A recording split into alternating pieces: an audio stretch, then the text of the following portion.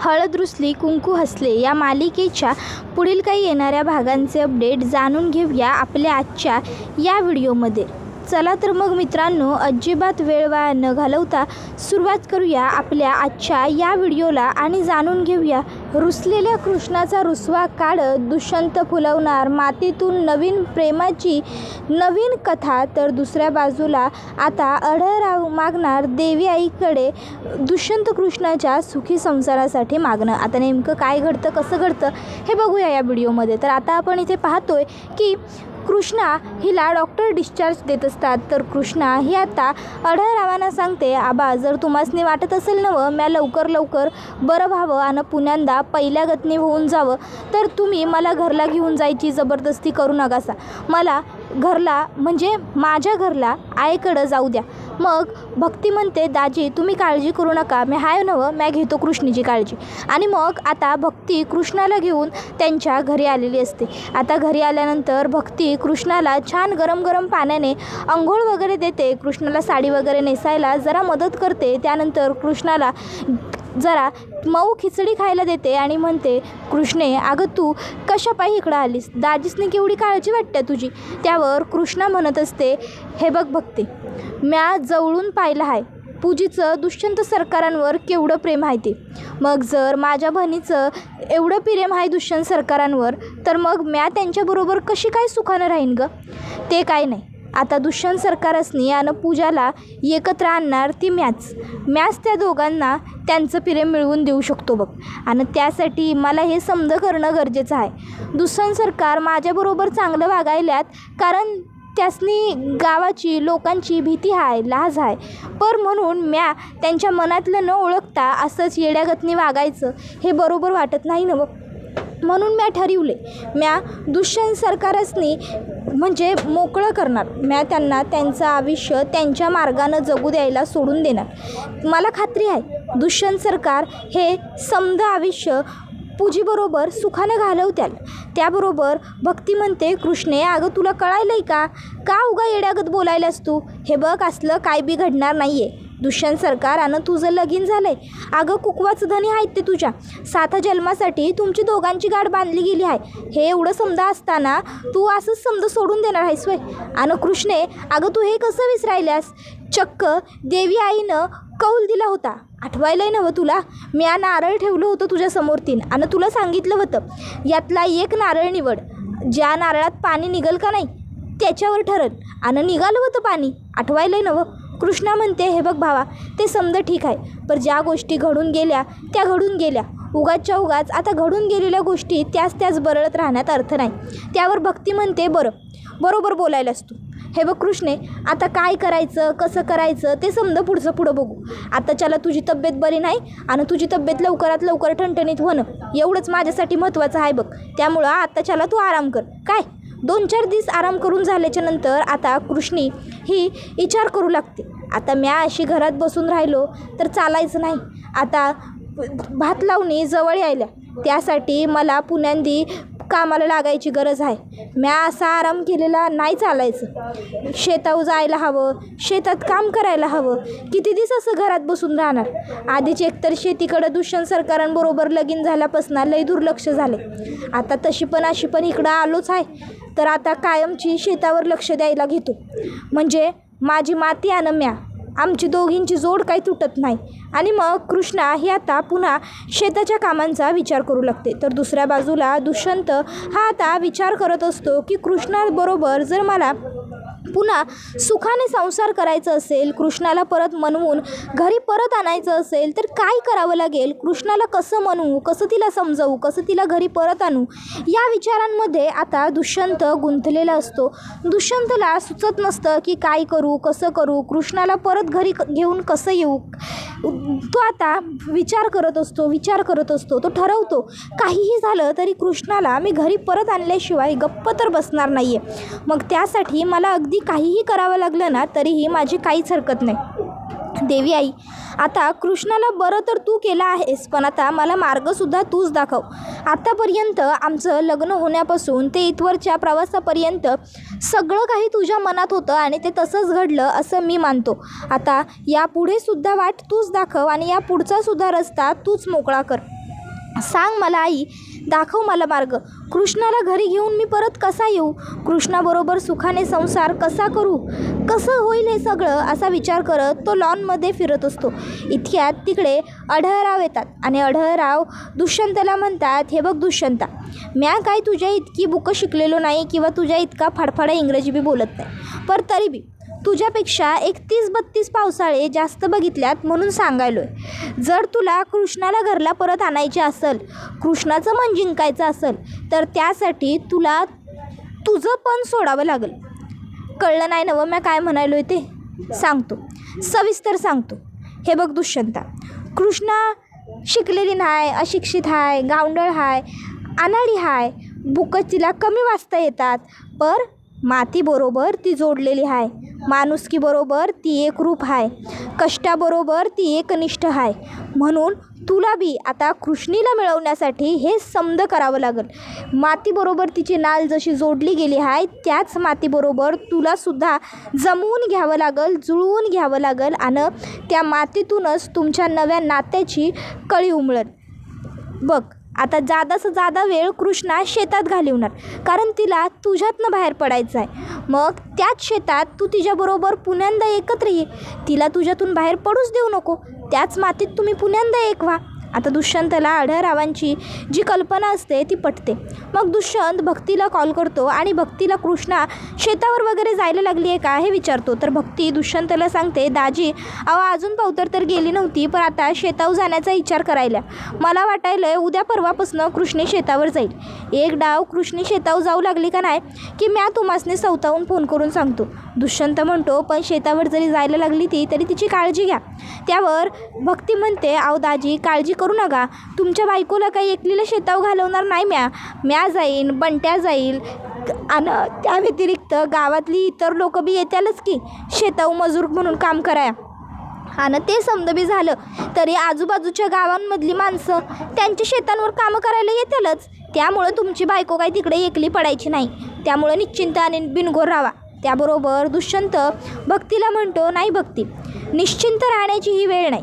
आता सळसळ सळसळ वाऱ्याच्या वेगाने काम करून कृष्णाला परत मिळवण्याची ही वेळ आहे.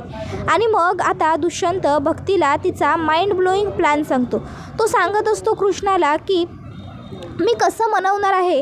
हे सगळं ऐकल्यावर भक्ती म्हणते, वा दाजी, तुम्ही तर एकदम खतरनाक प्लॅन केला आहे. दुष्यंत म्हणतो, आता तुला वाटतंय ना हा प्लॅन सक्सेसफुल होईल आणि कृष्णा आणि मी पुन्हा एक येऊ? मग झालं तर त्यानंतर मग कृष्णा फक्त शेतावर गेल्यावर तुम्हाला सांग असं सांगून दुष्यंत फोन ठेवून देतो. आणि मग आता दुष्यंतने फोन ठेवल्यानंतर काही दिवसांनी आता कृष्णा शेतावर जाऊ लागते. आता कृष्णा शेतावर गेल्यावर ती कापणी करत असते. आता कृष्णा गावातली इतर काही लोक मजूर म्हणून कामाला आलेली असतात.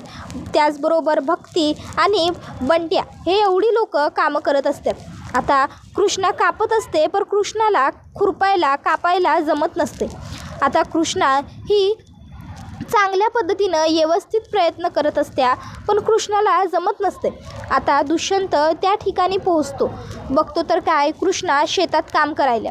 दुष्यंतनं पण धोतर लावलेलं असतंय, चांगला निळा गार कुर्ता घातलेला असतोय, मस्त तोंडाला रुमाल वगैरे बांधलेला असतोय, जेणेकरून कृष्णानं त्याला ओळखू नये म्हणून. तर इकडं कृष्णा लोकांनी काम करता करता सांगत असते, ए बाबानो, बिगी बिगी आटपा, पटपट हात चालवा, आपल्याला जादा दिस घ्यायचे नाही आहे त्या कामासाठी. पटपट कापणी मोकळी करायची आहे, जुड्या बनवायच्या आहेत आणि बाजारपेठीत इकायच्या बी आहेत. जर उगाच येळ घालिवला का नाही तर भाजी सुकून जाईल, वाळून जाईल. कळलं काय?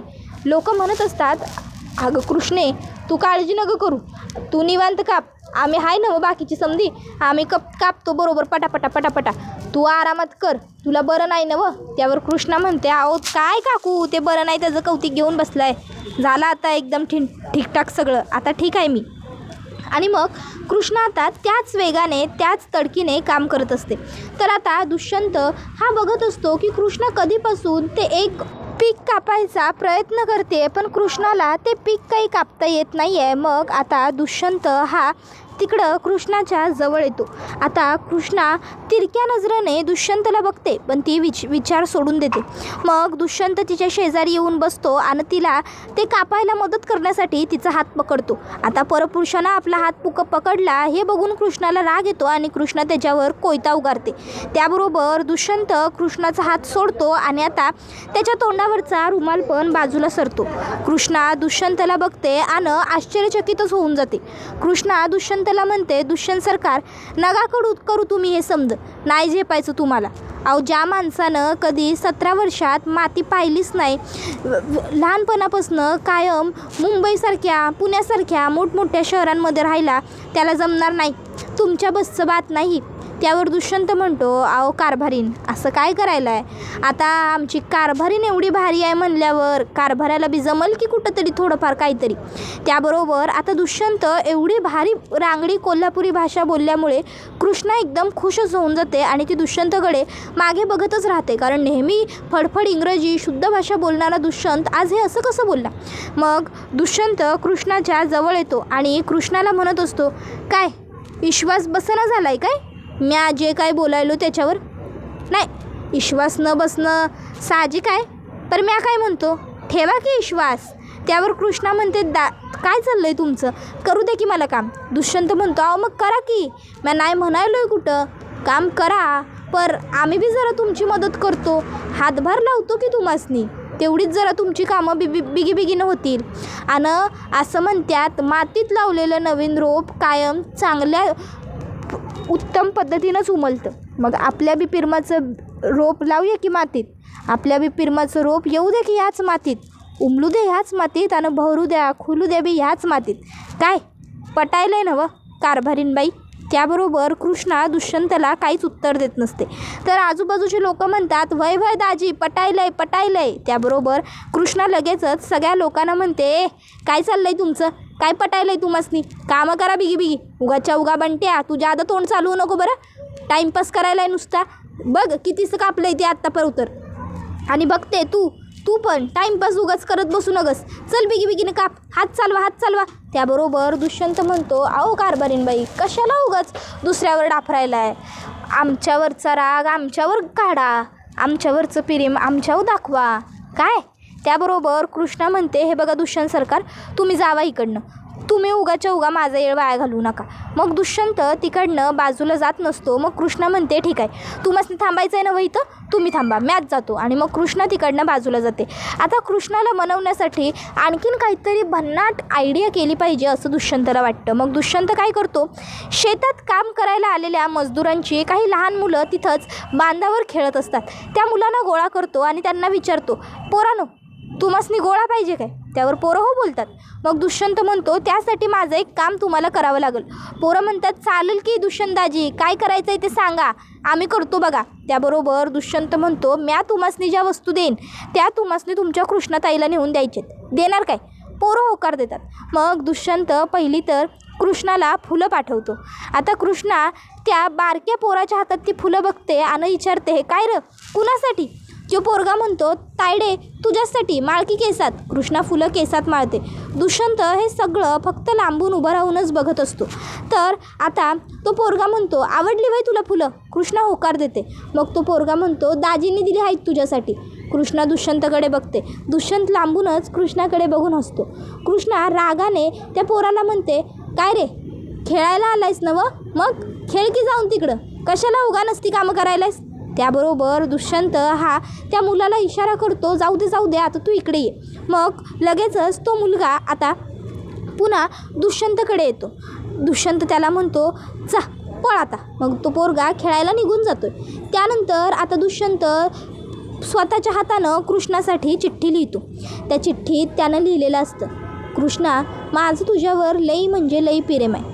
आता पावतर म्या तुला कृष्णा अशी हाक मारायचो, पर आज म्या माझ्या बायकोला सवता शेतात राबताना कष्ट करताना पाहिले, म्हणून आजपासनं म्या कारभारी आणि तूच माझी कारभारीन. काय मग कारभारीन बाई, कसं वाटलं नवं नाव?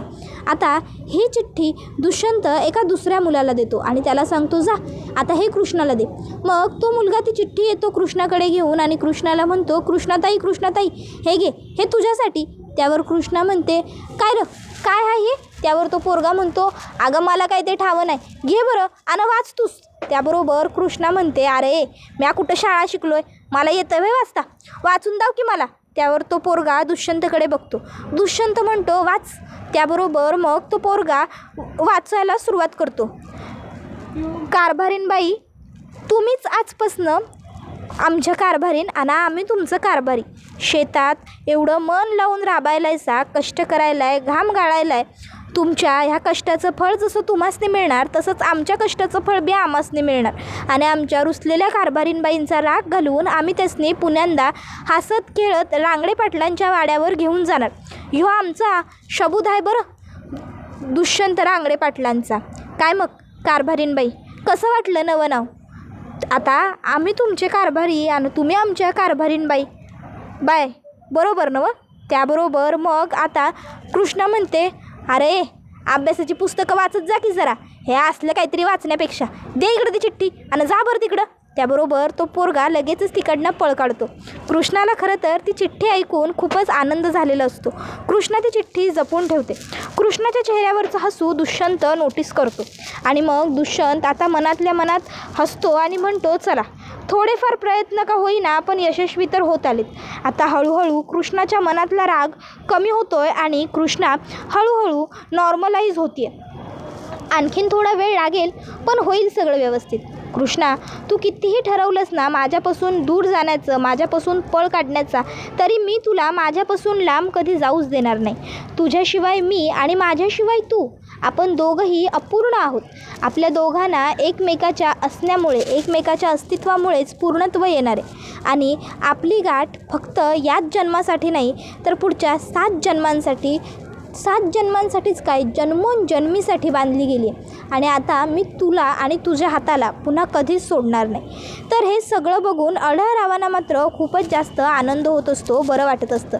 अढळराव देवीआईकडं प्रार्थना करत असतात की देवीआई, माझा दुष्यंत माझ्या सुनबाईसनी घरला आणण्यासाठी जे काही प्रयत्न करायला आहे की नाही, त्याच्या प्रयत्नांना यश येऊ दे आणि माझा दुष्यंत त्याच्या बायकोला म्हणजेच आमच्या सुनबाईसनी घेऊन लवकरात लवकर पुण्यांदा रांगडे पाटलांच्या घरला परत येऊ दे. कृष्णीशिवाय ह्या घराला शोभा नाही. आई, आता माझ्या लेकाचे कष्ट तुला दिसाय, त्यामुळं तुझ्या चरणी फक्त एवढीच प्रार्थना करायलोय की त्याला त्याच्या कष्टाचं फळ मिळू दे आणि माझी सून लक्ष्मीच्या पावलांनी पुण्यांदा ह्या घरात येऊ देत. त्याबरोबर हा व्हिडिओ इथेच संपतो. व्हिडिओ आवडला असेल तर व्हिडिओला लाईक करा, चॅनलवर नवीन असाल तर चॅनलला सबस्क्राईब करा आणि बेल आयकॉन आठवणीने प्रेस करा, जेणेकरून तुम्हाला पुढच्या प्रत्येक व्हिडिओचं नोटिफिकेशन मिळत जाईल आणि सर्व व्हिडिओंचा आनंद हा अगदी उत्तम पद्धतीने घेता येईल. चला तर मग आजच्या पुरतं इथेच थांबूया. पुढचा व्हिडिओ येईपर्यंत ह्या व्हिडिओचा छान पद्धतीने आनंद घेत राहा. टाटा, बाय बाय, धन्यवाद.